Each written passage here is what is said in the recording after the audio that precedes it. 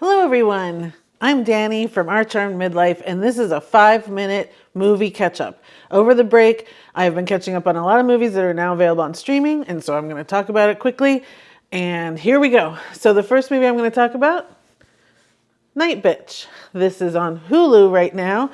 You can stream it. It is an hour and 39 minutes, and it is rated R. Here is the write-up. A woman pauses her career to be a stay-at-home mom, but soon her domesticity takes a surreal turn.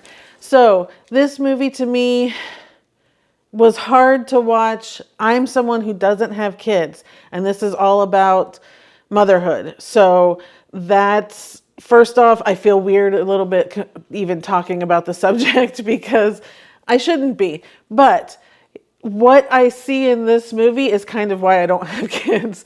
The loneliness, especially for a stay-at-home mom, if they aren't going off to a job, the loneliness that they have dealing with their kids, and with their spouses possibly, if they have a sucky spouse, and the losing of themselves. And what I kind of gathered from this movie is that I think every woman somewhat loses themselves when they have kids. You just have to, right? Because all of a sudden you have these other people in your life that you have to put ahead of yourself.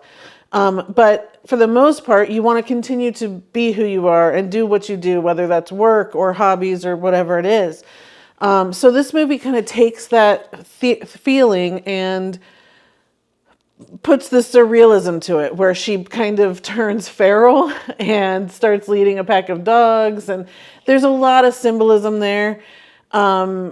I can see why this kind of went quickly to streaming, that a lot of people might not have really stuck with it. It was very slow for an hour, 39 minutes. It could have been cut down some for me.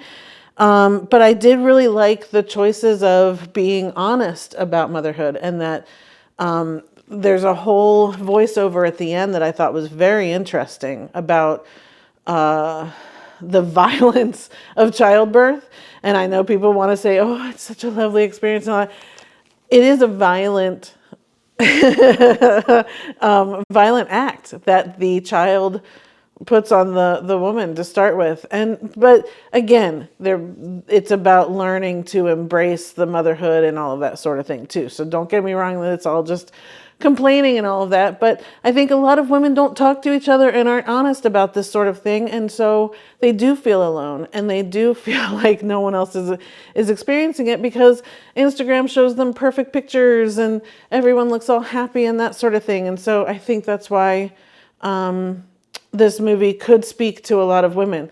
So since I can't really talk about being a mother, I would love to hear from other people who have watched this movie and maybe really understood it, really got it, that it really spoke to them.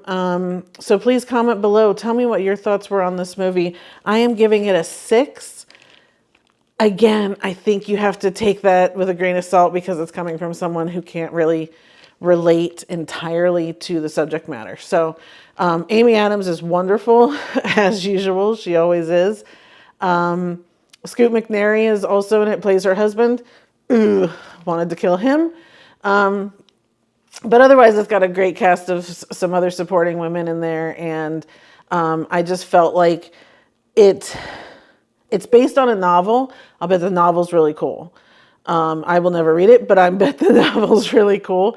Again, I think fitting kind of all of this symbolism and all of what she's really going through is a lot easier to probably put into a book than it is in the movie. So that's my catch up for Nightbitch.